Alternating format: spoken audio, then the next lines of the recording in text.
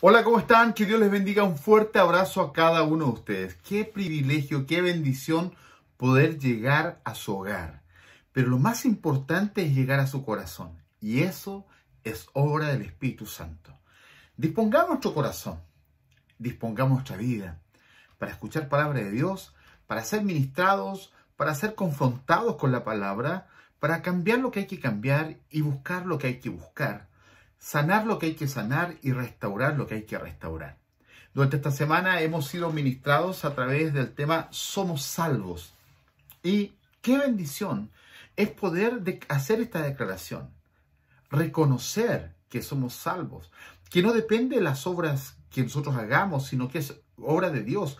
Es por la gracia inmerecida que recibimos de parte del Señor. Esa gracia que no merecemos, pero que la ofrece. Él sale a nuestro encuentro y la tenemos.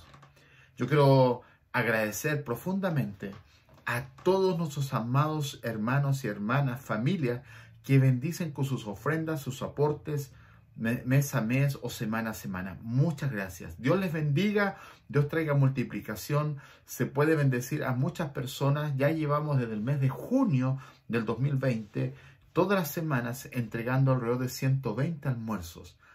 Y es un regalo del Señor ver a los hermanos cocinar, hacer las compras y con qué cariño también cocinan para bendecir a tantas personas semana a semana.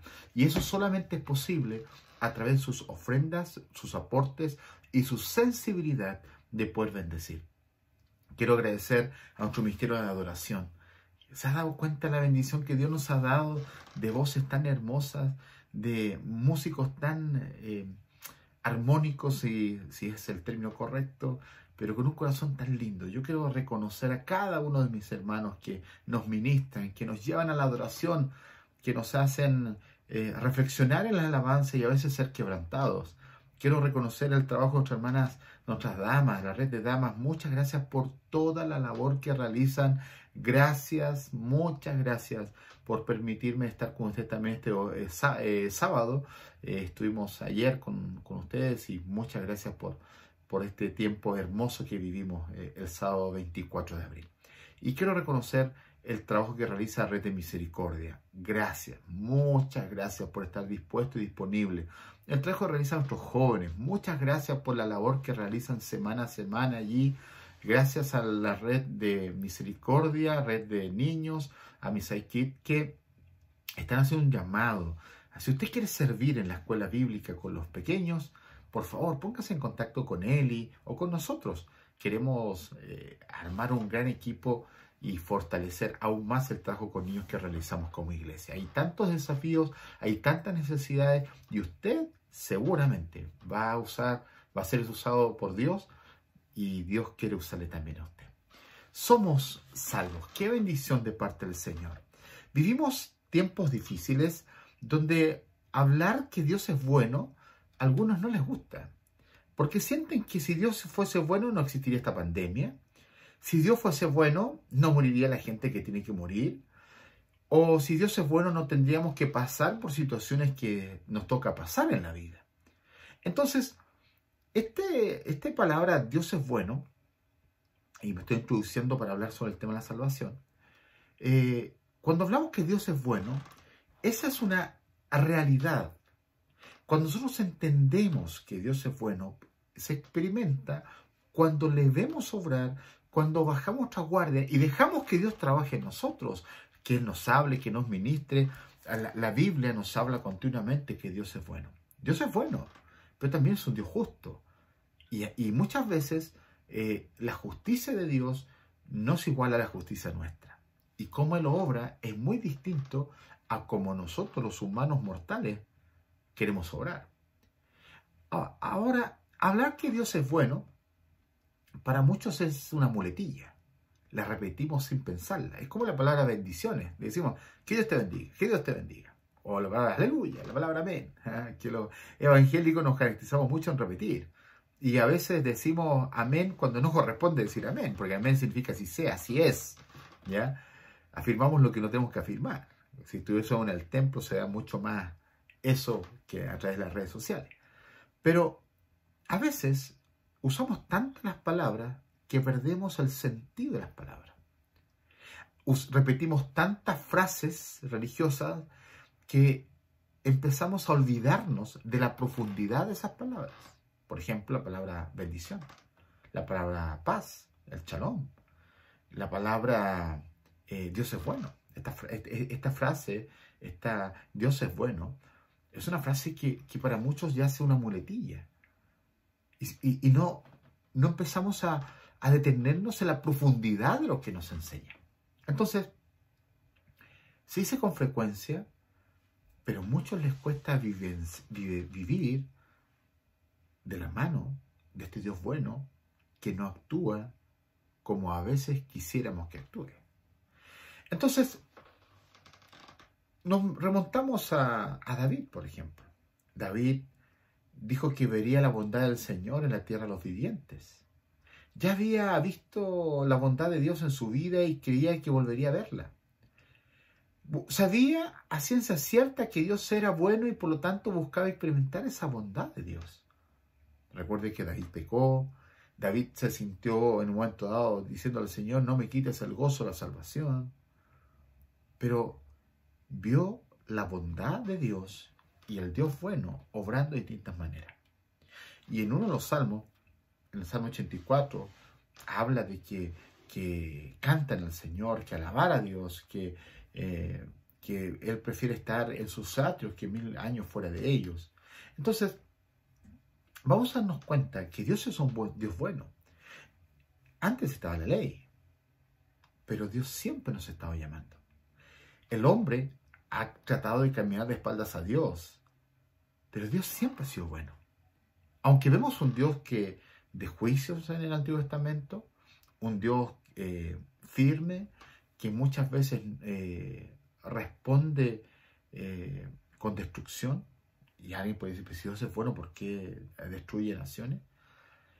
Es porque el pecado muchas veces hace que Dios se manifieste de una manera distinta. Pero ¿cuál es lo importante de esto? Que cuando Jesús vino y resucitó al tercer día, después vino el Espíritu Santo.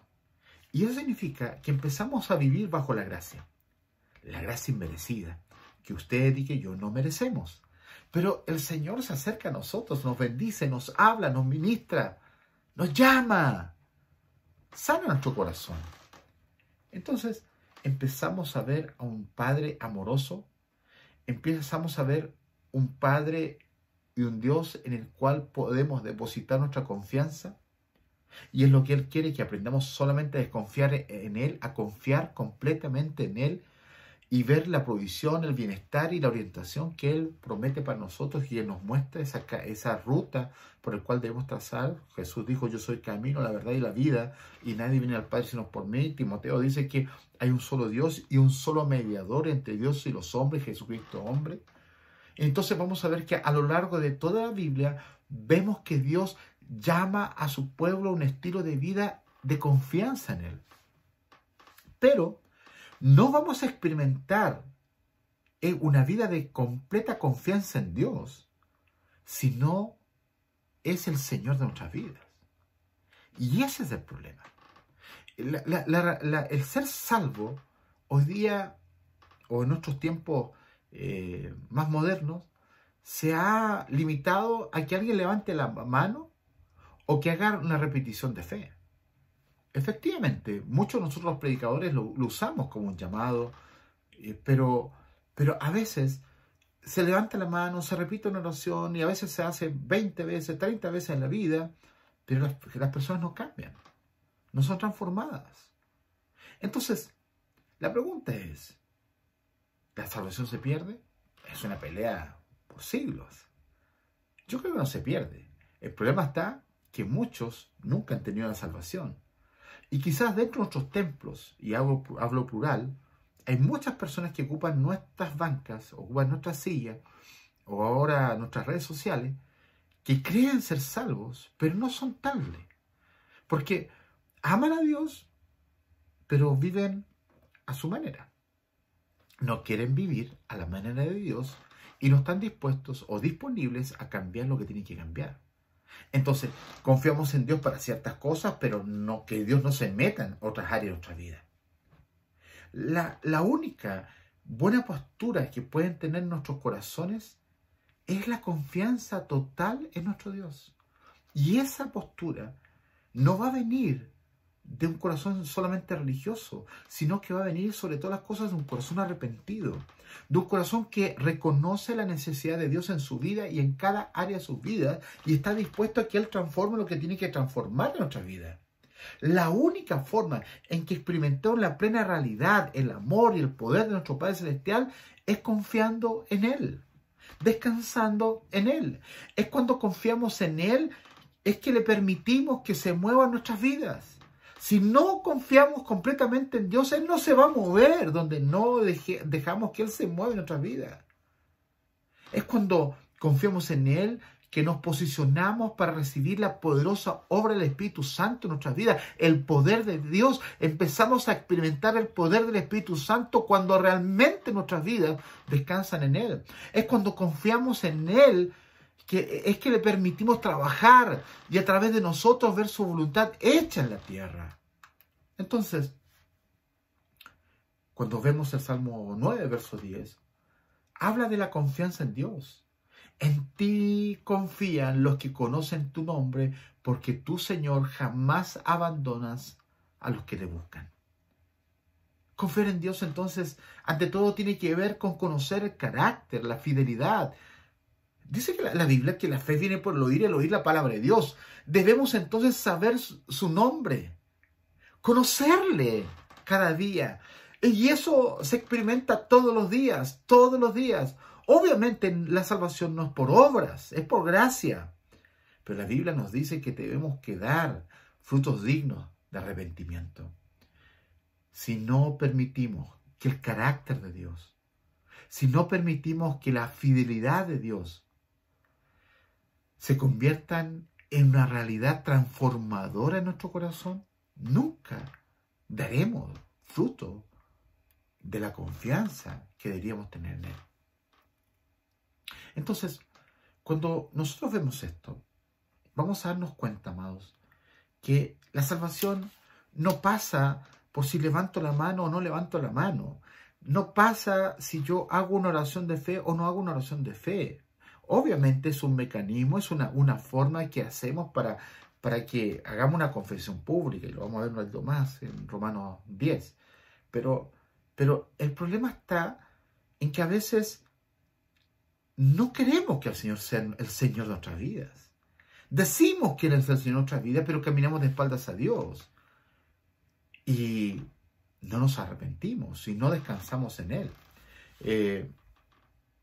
El apóstol Pablo en Filipenses capítulo 3, él dice: aunque yo tengo de qué confiar en la carne, si alguno piensa que tiene de qué confiar en la carne, yo más, dice el apóstol Pablo. Fui circuncidado al 8º día y soy linaje de Israel, de la tribu de Benjamín, soy hebreo de hebreos y en cuanto a la ley, fariseo, en cuanto al celo, perseguidor de la iglesia, en cuanto a la justicia que se basa en la ley, irreprensible. Pero todo lo que para mí era ganancia lo he estimado como pérdida por amor de Cristo, y a decir verdad, incluso estimo todo como pérdida por la excelencia del conocimiento de Cristo Jesús, mi Señor. Por su amor lo he perdido todo y lo veo como basura para ganar a Cristo y ser hallado en Él. No por tener mi propia justicia que viene por la ley, sino por tener la justicia que es de Dios y que viene por la fe en Cristo. Filipenses capítulo 3, verso 4 al verso 9. Todavía no voy a compartir el pasaje que quiero que reflexionemos. Estoy haciendo una introducción. Entonces, al leer este texto y hablarle al principio de la confianza, sigo la misma línea, porque Pablo dice: yo tengo mucho de qué gloriarme. He sido una persona que tiene hartos méritos, muestra sus galardones humanos. Pero dice: todo lo tengo por basura, porque quiero y he conocido la bondad del Señor. Al igual que en el caso de la gracia y de las obras, El verdadero arrepentimiento, amados, y la confianza en la propia justicia son totalmente opuestas y no pueden cohabitar en la misma persona al mismo tiempo. El individuo que no se arrepiente se ve a sí mismo como uno que no necesita nada. Cuando no nos arrepentimos, y arrepentirse significa cambiar de rumbo. Arrepentirse no significa simplemente pedir perdón, sino abandonar el pecado que causó el dolor, que causó el daño. Es abandonar el pecado. Cuando tú destruyes familia, y dar el ejemplo del adulterio, el adulterio no se sana cuando tú te vuelves a casar con otra persona. Se sana cuando te arrepientes y dejas tu pecado que causó tanto daño. Porque Dios no pone parches, Dios hace cosas nuevas. Entonces, cuando no nos arrepentimos, nos vemos como personas que no necesitamos nada. Y obviamente no necesitamos de Dios. Pero cuando el Espíritu de Dios regenera nuestro corazón e ilumina nuestra mente, nos vemos a nosotros mismos como un desventurado, como un miserable, como una persona que no tiene nada y que necesita de Dios. Nos vemos como ciegos, desnudos, lo que dice Apocalipsis 3:17. Es como cuando se acuerdan cuando estaba el publicano y estaba allí el fariseo y el publicano orando. Y el publicano no se atrevía ni siquiera a levantar los ojos al cielo, sino que se golpeaba el pecho y decía: Dios mío, ten misericordia de mí porque soy un pecador, lo que dice Lucas 18. Recuerda ese caso. El fariseo sabía mucho de religión. Si fuese un fariseo el de hoy día, sería una persona muy religiosa, que sabe muchos textos bíblicos y que sabe liturgia al pie de la letra y que tiene una experiencia religiosa probada. Pero el publicano, él se presenta ante Dios como un necesitado, como un pecador y pidiendo misericordia. Un corazón arrepentido siempre va a reconocer su necesidad de Dios. Entonces, cuando nos acercamos a Romanos, y ahora subir a Romanos capítulo 10, vamos a darnos cuenta que los primeros versículos, los primeros 5 versículos, responden a una pregunta que quizás mucha gente se hacía en esa época. Romanos 10:1 dice: amados hermanos, el profundo deseo de mi corazón y mi oración a Dios es que los israelitas lleguen a ser salvos. O sea, el anhelo del apóstol Pablo es que los israelitas, los judíos, conozcan a Jesús y sean salvos. Dice: yo sé que ellos tienen un gran entusiasmo por Dios, pero es un fervor mal encausado. Y aquí quiero dedicarme a reflexionar. ¿Será que este pasaje también es pertinente para los tiempos que vivimos? Donde mucha gente tiene un tremendo fervor por Dios, pero está mal encausado su fe. ¿Está mal guiada su fe? La Biblia, recuerde que dice que hay caminos que al hombre le parecen rectos, pero su fin es camino de muerte. A veces podemos llevar años en la iglesia, haber ocupado todos los cargos habidos por haber participado en sesiones administrativas, tomando decisiones muy importantes. Pero aún así, podemos estar lejos de Dios. Aún así, podemos ser enemigos de Dios. Porque el Evangelio tiene que ver con la buena noticia. Recuerde que el término era un término popular, no era un término teológico, Evangelium. Después se acuñó como término teológico, pero al principio era un término netamente popular. Y tenía que ver que a través de las políticas públicas o las políticas sociales venían beneficios, venía bienestar, venía estabilidad, venía prosperidad y venía felicidad. Porque venían buenos tiempos. Entonces hablaban de las buenas noticias, que viene algo nuevo, algo mejor. De hecho, es un término que hoy día lo vemos en muchas campañas políticas, ¿no? Donde todos dicen que a través de ellos se van a alcanzar cosas que nunca se han alcanzado y que la gente va a vivir mejor porque los superhéroes políticos de este tiempo traen la nueva salvación. traen la buena nueva. Entonces es un término popular, pero después vas a acuñarse un término teológico porque la buena noticia tiene nombre y su nombre es Jesús, el Salvador. Jesús significa Salvador. Cristo significa Mesías. Entonces, el verso 3 dice, pues no entienden la forma en que Dios hace justas a las personas ante Él. Se niegan a aceptar el modo de Dios y en cambio se aferran a su propio modo de hacerse justos ante Él tratando de cumplir la ley. ¡Wow! Es contemporáneo este pasaje, ¿no?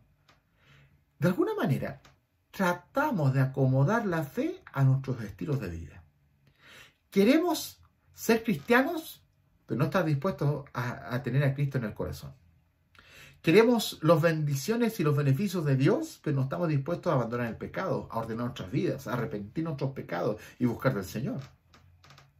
He hablado con algunas personas que le digo, oiga, ordenen su vida, cásense. Es bueno que se ordenen ante los ojos de la ley y ante los ojos de Dios. Pero no lo hacen. No lo hacen porque tienen distintas excusas. Sienten que da lo mismo, porque esta sociedad te dice, no te cases, da lo mismo, si te casas o te casas, ¿sí? Total, sin compromiso. En cualquier momento nos distanciamos.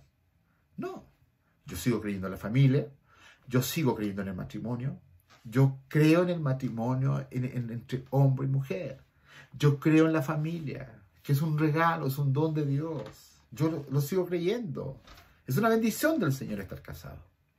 Pero, amados, la vida cristiana, lejos de la Biblia, no es vida cristiana. Porque la Biblia nos enseña, es la profeta mayor que nos muestra el camino. Pero el camino es Jesús, la buena noticia es Jesús. Entonces, hoy día muchos quieren vivir a su manera, el evangelio a su manera. Quieren vivir sin mayores compromisos. Es más, por ejemplo, cuando escucho a personas que dicen que el diezmo no es bíblico, que no es para estos tiempos y que la portada de la iglesia da lo mismo, siempre es porque alguien quiere dar menos, nunca porque quiere dar más. Y yo agradezco a todos aquellos hombres y mujeres fieles y que bendicen de tantas maneras. Verso 4 dice, sin embargo, Cristo ya cumplió el propósito por el cual se entregó la ley. Como resultado, a todos los que creen en Él se les declara justos a los ojos de Dios. No es a través de la ley, sino a través de Jesús. ¿Dónde está puesta tu fe? ¿Está en la religión? ¿Está en tus principios aprendidos teológicos y largos textos bíblicos que te sabes de memoria? ¿O tú tienes a Cristo como el Señor de tu vida en todas las áreas de tu vida? Verso 5. Pues Moisés escribe que la ley exige obediencia a todos sus mandamientos o mandatos para que una persona llegue a ser justa ante Dios. Verso 9. Pero el modo de la fe para hacernos justos ante Dios dice, no digas en tu corazón, ¿quién subirá al cielo para hacer bajar a Cristo a la tierra? Ni tampoco digas, ¿quién descenderá al lugar de los muertos para volver a Cristo de nuevo a la vida? Verso dice, en realidad dice, el mensaje está muy cerca de ti. Verso 8, perdón. En realidad dice, el mensaje está muy cerca de ti. Está en tus labios y está en tu corazón. Y este mensaje es el mismo mensaje que nosotros predicamos acerca de la fe. Si confiesas con tu boca que Jesús es el Señor y crees en tu corazón que Dios lo levantó de los muertos, serás salvo. Pues es por creer en tu corazón que eres declarado justo a los ojos de Dios. Y es por confesarlo con tu boca que eres salvo. ¡Wow! Ahora, cuando entendemos este pasaje, vamos a darnos cuenta que es uno de los pasajes más importantes y elocuentes de la Escritura en relación con lo que debe hacer una persona para ser salva. a lo largo de muchos años, la cristiandad, los cristianos hemos visto en este pasaje que acabo de leer, una fuente de consuelo para todos los que creen en una muralla defensiva contra la casi constante avalancha de cada falso maestro que se levantan cada cierto tiempo. La salvación no se gana por ser un superhéroe. No se gana por una obra valerosa o un noble peregrinaje, sino por acudir al Señor por fe. Lo que leímos en los primeros 5 versículos de Romanos 10, el apóstol Pablo demuestra el gran error teológico de muchos en la nación de Israel. Aunque ellos tenían un celo increíble, no buscaron establecer una correcta relación con Dios mediante la fe en la obra expiatoria de su Hijo, de Jesús. En cambio, buscaban, es lo que vemos en los primeros versículos del capítulo 10, en cambio buscaban la justicia mediante una obediencia rigurosa a la ley de Moisés. Pablo responde a su falso punto de vista al declarar que la perfecta obra de salvación de Cristo marcó el final de todos los intentos por establecer la propia justicia de una persona delante de Dios mediante el esfuerzo humano.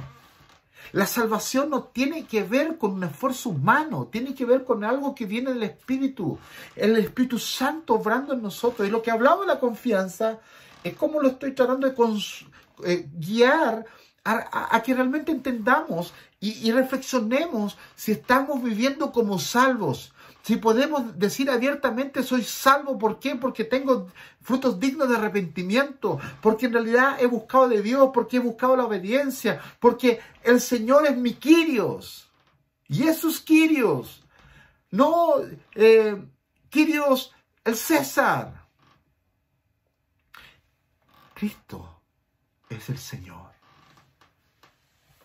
Cuando vemos estos pasajes, lo que el apóstol Pablo nos está diciendo, no tiene que ver con dictados religiosos o con actos heroicos de algunas personas, sino tiene que ver con Dios mismo tomando la iniciativa a favor nuestro. Cuando el apóstol Pablo está diciendo que a todos los cristianos de Roma requerían, para ser salvos, era estar en armonía con Dios, por la fe puesta en Él. El Evangelio se había acercado gracias a la predicación. Y lo que estamos haciendo ahora es predicar el Evangelio. Pero sobre todas las cosas quiero hacerles un llamado a buscar del Señor. Amados, cuando habla acá del corazón y habla de los labios, habla de creer en el corazón, pero confesar con los labios. Lamentablemente, a veces hemos chacreado este pasaje. Perdón que use este término tan coloquial. Lo hemos chacreado tanto que creemos que solamente porque la gente declara este texto o hace esta acción, es salva. Somos salvos porque aquí está diciendo, en ese tiempo era una ofensa política. Es una ofensa ante el César. Ante el declarar que otro señor era el Señor y no el César, era meterse en problemas judiciales. No era solamente un tema político, era un tema de deshonra al César, al dueño, al Kyrios Kaiser o al Kyrios César, mejor para que se entienda. Pero hace una declaración, cuando creemos en tu corazón y confesamos a Jesús, hacemos la declaración de que el Kyrios es Jesús, Jesús. Él es el Señor, que no es el César. Entonces, está diciendo el apóstol Pablo en este pasaje que aquel que realmente estaba dispuesto a declarar que Jesús es el Señor y decir que Él era el dueño de su vida, era irse en contra del César mismo. Y eso significaba que estaba dispuesto a morir por su declaración. Antiguamente, los tratos o los negocios simplemente se sellaban con un apretón de manos. Hoy día, aunque tenga hasta los mejores abogados, el espíritu siempre tiene un espíritu, la ley tiene un espíritu, y se puede escribir con la mano y borrar con el codo en ciertas ocasiones. La palabra ya no tiene mucho poder, lamentablemente. Pero en ese tiempo, cuando tú decías que Jesús es el Señor, estabas dispuesto a morir. Estabas dispuesto a ir a la cárcel. Estabas dispuesto a sufrir persecución por tu declaración. Entonces, cuando vemos este pasaje que dice que con el corazón se cree para justicia, o se cree en el corazón, pero con la boca se confiesa para salvación, está diciendo, miren, esta cosa no es algo trivial o que tú sientes que va a pasar por un rato. No pasa porque tú hagas una oración. Hay personas que recorren templos, ministerios y pasan adelante 20 veces, 30 veces entregando su vida a Jesús y sus vidas no son transformadas. Y es más, lo más grave que creo yo, y lo digo con mucho temor y temblor, es que en otros templos hay gente que lo más probable no salva. Ojo, la salvación no la decido yo.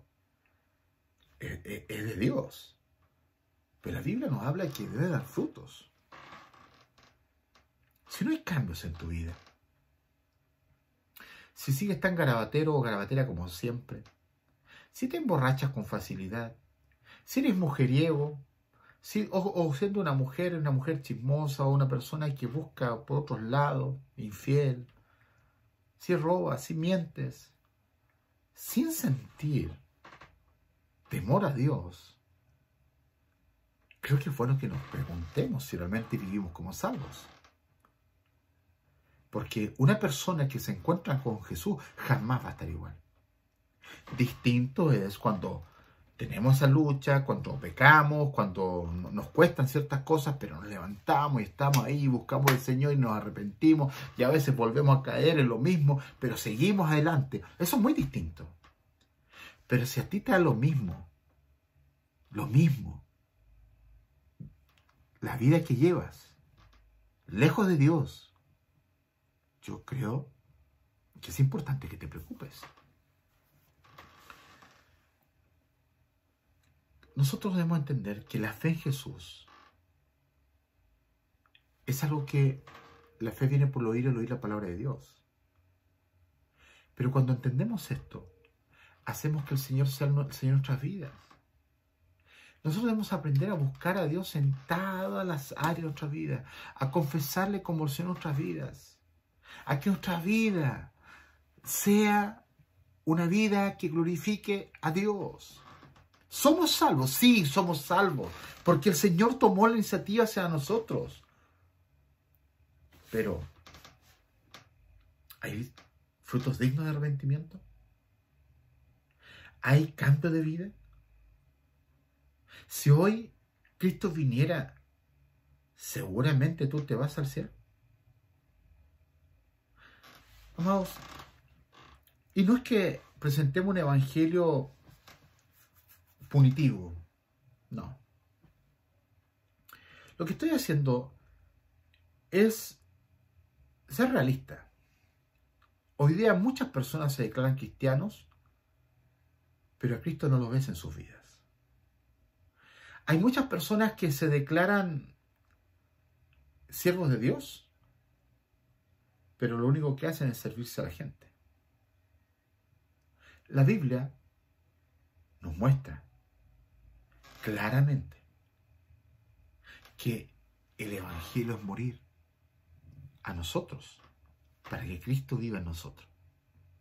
¿O no es el mensaje que le dice a Nicodemo? ¿Nacer de nuevo? ¿O no es lo que el apóstol Pablo dice? Ya no vivo yo, más vive Cristo en mí. ¿O no es lo que la palabra del Señor nos llama a arrepentir nuestros pecados? Es interesante que cuando el Apocalipsis habla de las 7 iglesias, le habla a creyentes. Y algunos dejan mucho que desear. Todos nosotros cometemos errores, todos nosotros fallamos. Uno dice en el Nuevo Testamento también que ¿por qué me llamas al Señor? ¿Por qué la Biblia dice no todo el que me dice Señor, Señor entrará en el reino de los cielos? Y algunos dirán, ¿no echamos demonios en tu nombre? Yo agrego, y no ocupé cargos en la iglesia y a nivel distrital y distintos lugares. Fue un líder religioso reconocido. Y Jesús nos diga, nunca os conocí. Entonces, si la Biblia nos da testimonio a través de muchos textos bíblicos que el Evangelio es morir, ¿por qué no queremos morir? ¿Por qué nos cuesta tanto matar a nuestro viejo hombre? Sí, con el corazón se cree para justicia, más con la boca se confiesa para salvación. Tiene que ver con el corazón. El corazón es engañoso, pero tiene que ver con convicciones de vida. ¿Cuáles son las convicciones de vida? Lo que tú amas, eso tú vas a hacer. Lo que tú amas, a eso le vas a dar mayor importancia. Por eso la Biblia dice, donde está tu tesoro y está tu corazón. Por eso el apóstol Pablo dice que el principio de todos los males es el amor al dinero. ¿Por qué tiene que ser eso? Porque el mamón, el dinero, es nuestro Dios. A veces nuestro Dios es nuestro trabajo, nuestra profesión, nuestro orgullo, nuestra familia o los logros que hemos tenido en la vida. Pero cuando el Kyrios, el Señor es Jesús, cuando le confesamos con nuestros labios, un tema de convicción del corazón, una decisión de vida, y le confesamos con nuestros labios y decimos públicamente que Jesús es el Señor, estamos diciéndole, Señor, tú eres el Señor de todas las áreas de nuestra vida. Si Cristo no es Señor de nada, no es Señor, si no es Señor de todo, no es Señor de nada. Si Cristo no es Señor de todo, no es Señor de nada. Distinto es que luchamos con el pecado. Sí, el pecado está todos los días, la tentación está todos los días. Pero lo importante es, ¿cómo estás viviendo tu fe? ¿De qué manera vives tu fe? Yo te hago un llamado al arrepentimiento. Arrepiéntete de tus pecados y vuelve al Señor. Confiesa tus pecados. Apártate del pecado y busca al Señor y abraza a Dios. Que Él transforme tus labios, tu lenguaje, que Él transforme tus acciones. Que Él transforme. Deja que Él transforme porque solo no puedes. Yo solo no puedo. Pero confío en Dios. Que Él restaura mi vida y sana mi corazón. Somos salvos. Somos salvos. Si hemos hecho a Jesús el Señor de nuestras vidas. Somos salvos si nos arrepentimos de nuestros pecados y aprendemos a caminar tomados de la mano de Dios. Padre, gracias por tu fidelidad. Ayúdanos, Señor, a no solamente declarar que somos salvos, sino a vivir como tales. Perdónanos, Señor. Nos reconciliamos contigo y buscamos de ti. En el nombre de Jesús. Amén. Un fuerte abrazo, amados. Que Dios les bendiga. Si Dios habló tu vida, si quieres entregar tu vida a Jesús y reconocerle en tu vida y arrepentirte de tus pecados y comenzar una nueva vida en Cristo Jesús, yo te invito a que nos escribas para enseñarte, para discipularte, para encaminarte en los caminos del Señor. Y si usted es que lleva años en la iglesia, pero no quiere cambiar su vida, reflexione. ¿No será que Jesús no es el Señor? Y simplemente Jesús pasa a ser un compañero religioso, pero no el Señor de tu vida. Que Dios te bendiga. Un fuerte abrazo. Somos iglesia. Somos Amisadai. Bendiciones.